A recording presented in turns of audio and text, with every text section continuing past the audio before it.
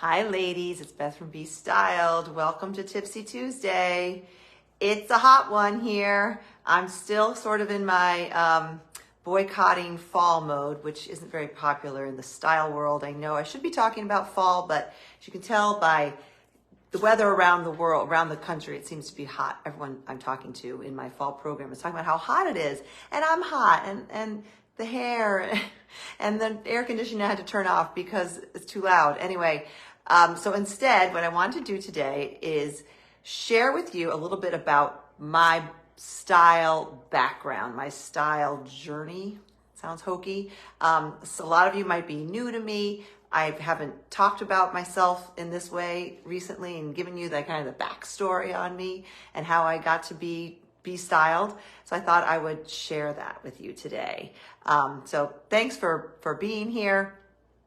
First, start out by saying was never a fashionable girl. Never, you just was. I don't think any of us really were. Some people were really, people our age were really attracted to style and fashion back in the day. I wasn't. I didn't really have friends who were. I mean, especially in high school, I guess we started to be more interested, but as a little kid, not at all. I mean, Mary took me shopping once a year to buy a couple back to school outfits that she carefully curated herself. I had very little say. I mean, she would give me some say, but she vetoed a lot of what I might have wanted to buy back in the day. Probably a good thing. She had a good eye, and she didn't let me wear just about anything, and she definitely didn't buy me clothes. She bought me back to school clothes if I needed them. And then at Christmas, I'd get like a Fair Isle sweater or something. I lived in Connecticut in those years up to through high school. It was a very preppy scene back in the 80s. So I was not a clothes horse. I couldn't have been. She wasn't buying me the clothes, and I babysat for a living, so I didn't have the money for clothes. I admired friends who had a lot of clothes. I was probably envious of friends who had a lot of clothes. I was definitely envious of the girls who had very, developed bodies. I had the body of a 12-year-old boy all through high school. I got teased for it. Not awful. I wasn't bullied, I wouldn't say. I just, it was kind of I had nicknames. Bones was one of my favorite, not so favorite nicknames, not exactly what you want to be called as a 16-year-old girl. But anyway, fast forward, I go to college, no longer am I Bones. I put on the freshman 15 and then some, and that wreaked havoc on my confidence as well. All those college years of struggling with putting clothes on when I didn't feel comfortable in my body because I'd put on all this weight. And, it was the 80s, and we had hair like this, and we wore oversized sweatshirts and flannel shirts and jeans maybe, or sweatpants. I don't know what we wore in college, but we weren't fashionistas. At least I wasn't. Jamie kind of was. Jamie was. I was not. Jamie from Flirty Fines, my best friend at the time and my best friend now. She came from New Jersey. She was very high fashion. I was not, and that was why it's kind of funny that we joined forces and started a company together years later. But and I'll fast forward to then. I'm going to go to my corporate years. I spent I don't know how many years in corporate America. I guess it was 10. And I was with AT&T in corporate sales right out of college. It was kind of a nightmare. I mean, it was fine. It was a great job, great training program. I really had no idea what was going on half the time. It was very high tech. I was an English major. I was basically selling very high tech systems to people. And fortunately, I had a really good technical guy, Woody Page. Shout out to Woody Page if you're out there, who I would bring on all my meetings, and I would introduce everything, and then he let him do all the talking. But during those years, again, similar, I'm sure a lot of you can relate. I was wearing suits. I was wearing suits with big shoulder pads, and I had like maybe 3 or 4 suits, and I would just rotate them. I always would just rotate the same suit. I don't think I even had dresses. Jamie did work for Macy's in the buying training program, and we were roommates with some other girls, and she would bring home bags and bags of like clothes that I guess were going to be given away, donated, trashed, I don't know. And she would bring them home, and we would go through these bags of clothes, and that would kind of be our shopping, but not a fashionista. I had the pictures to prove it. It was not pretty. Okay, then I fast forward, I start to kind of get my act together, met my great husband, get married, it's all good. go through 5 years of infertility. That was very hard. But then, thank you, God, we're blessed with 3 boys kind of in quick succession. So then I'm in stay-at-home mom years of the late 90s, early 2000s. And, you know, again, a lot of you can relate. Style?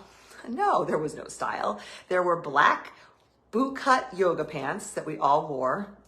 They were kind of low rise. They had the big boot cut with black Dansko clogs. Every day we wore those. And then I don't even remember what we wore on top, something that, you know, my kids were getting boy stains on probably. And one day I woke up and I remember Jamie and I were talking and we were like, this has got to stop. Like, we need to do something. We are intelligent, educated, capable women. We love our children, but we need to do something. She was in New Jersey. I was in Massachusetts at the time. Let's do something together that we can combine our very distinct, different talents and come up with something. And that's how Flirty Fines was born in 2008. And it was based on the premise that you don't need a lot of clothes. You just need good, solid basics. And then well-placed, fun accessories can change it up. And you can go from being that, you know, train wreck of a stay-at-home mom that I was to kind of looking stylish without breaking the bank shopping, because I wasn't doing that, but just by adding some cool accessories. And all of a sudden in my town, I was kind of like the accessory girl, kind of fashionable, which I still really wasn't, but I was starting to put a little bit more effort into what I was wearing, I guess, because I had this business, right? Now, let me think where we are. So we did that for many years. And then Jamie, when I know what happened. What happened was I was still looking to get out of the house. I was doing all Flirty Fines from home on the computer. And I had these little boys. I had a babysitter once a week for a couple hours. Leah, loved Leah. And she came on Wednesdays. And to get out of the house and do something besides going to Target and shopping, I started taking friends with me to TJ Maxx, which was the only store, kind of still is, in our area in Massachusetts and Acton Boxborough. And I would take my girlfriends who had like a reunion to go to, or a party or something that they needed an outfit. It was usually based on an event. And they'd say, Beth, come with me, because I was kind of a master of shopping TJ Maxx. I was able to cut through the clutter, weed through all the awfulness that can be TJ Maxx and find some really good gems. And I sort of got to be known for that. So I would take girlfriends and do that for them. And I have such fond memories of going up and down the aisles with, you know, a friend. I can think of particular friends. I won't mention them, but, and them just being like, what? You want me to try on what? No, you know, and I'd say, just put it in the cart, go try it on. And then we'd go to the dressing room and try things on. And I would watch these friends, these women, go from being like, I'm not wearing that, I can't get away with that, and trying it on and standing in the dressing room and being like, ooh, wow, this looks good. And these were my fellow mommy friends, stay-at-home mom friends. They weren't going to their, you know, high-end lawyer jobs at that point. They did eventually, a lot of them, but they were staying home with kids as well. And they just had lost their any sense of style, let alone self-care, which was not a term anyone used back in those days, right? And I loved it. I loved it so much. I loved that process. And I realized what I loved was simplifying all the choices and weeding through the visual clutter of a TJ Maxx type store and finding those gems that were just right for these girls, not necessarily just right for me or for some other woman, but just right for her. And I got to be really good at doing that. And I really enjoyed it. And that's how B.Styled was born, because I loved it so much and I was able to do it in my spare babysitting time. And I started to just study it and think, okay, what are the common themes? What are we doing over and over again with these women? And how can I bottle that and systemize it and create templates and lists, checklists that I can then share with anyone? And they don't have to go to TJ Maxx. They can go to, I don't know if Target was even a thing back in those days. They could go to The Loft or Ann Taylor or anywhere and use my system and my process to create outfits and build a wardrobe. And that is how my style system slowly began back in 2016, I think was my very first one. And it was based on basics. It was your fall basics. And I gave them a list of fall basics with shopping suggestions from all over the place, from the very low end, from, Old Navy and Target up to Nordstrom, maybe Bloomingdale's. I've never been a high-end fashionista. It's just not the way I dress, and it's not the way my customers tend to dress.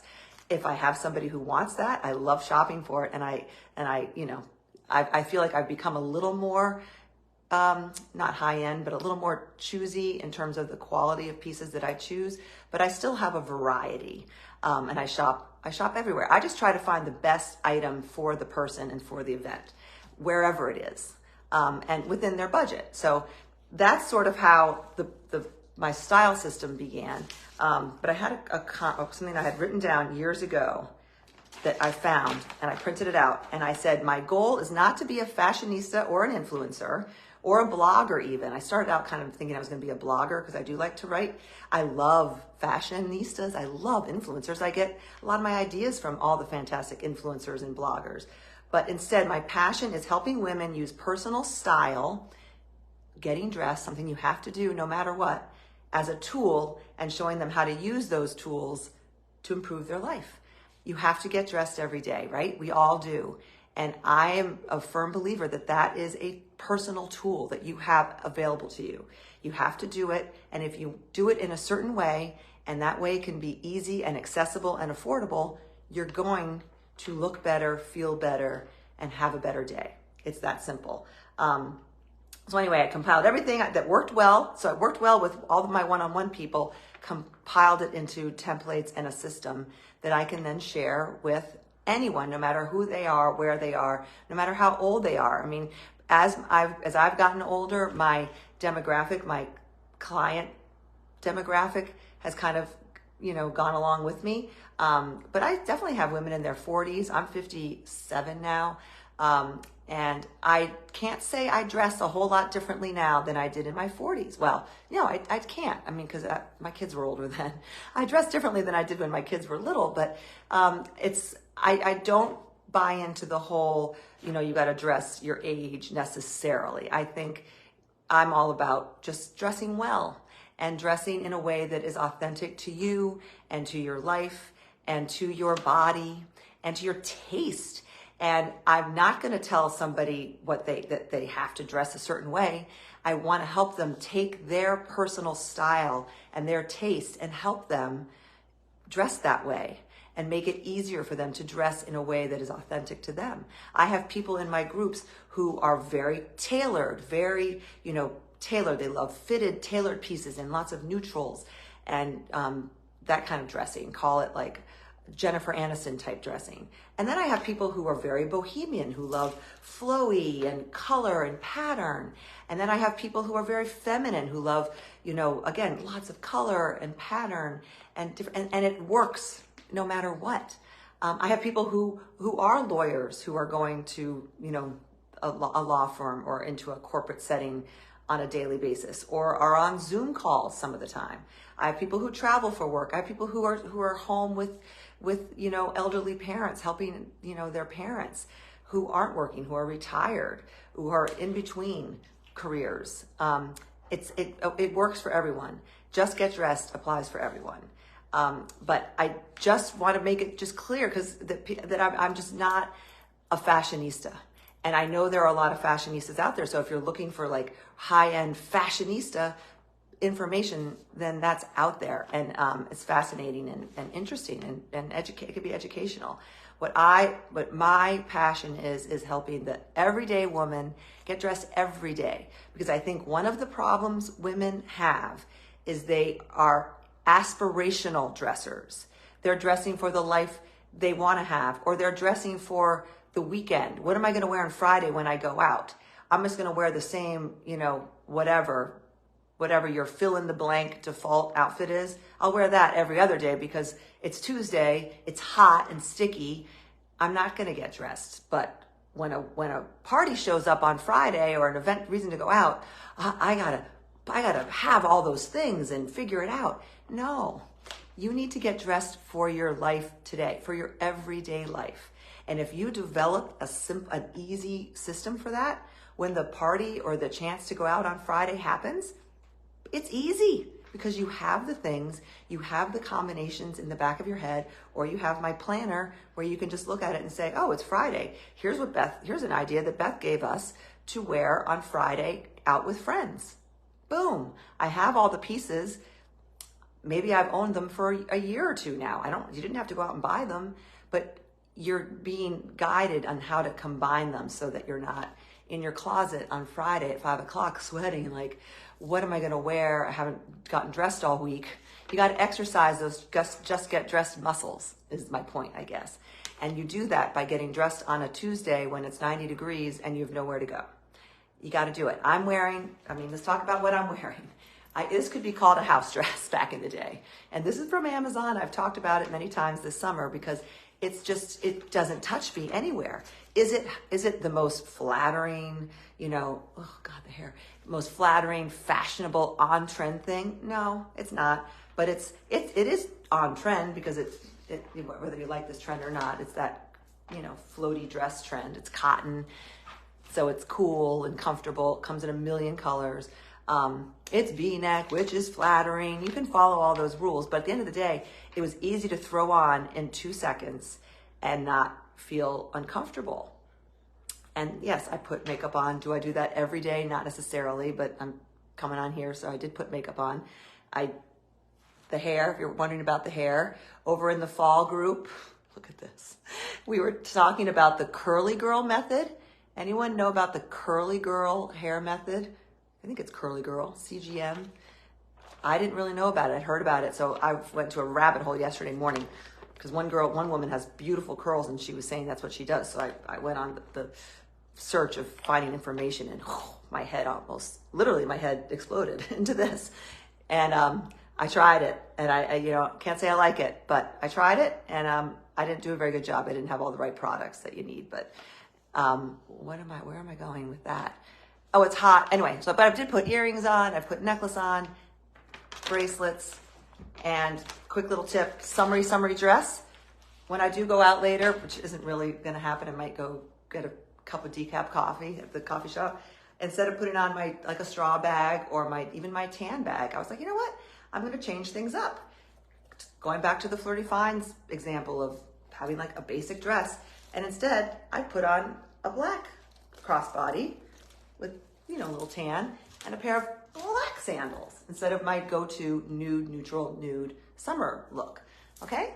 So there's a little free tip on dressing slightly more fallish when it's 80 degrees out. And I know it's hotter in other places. I don't have AC and I'm dying right now. So I'm gonna see if anyone has any questions. And then I'm going to tell you to go just get dressed no matter what you're doing.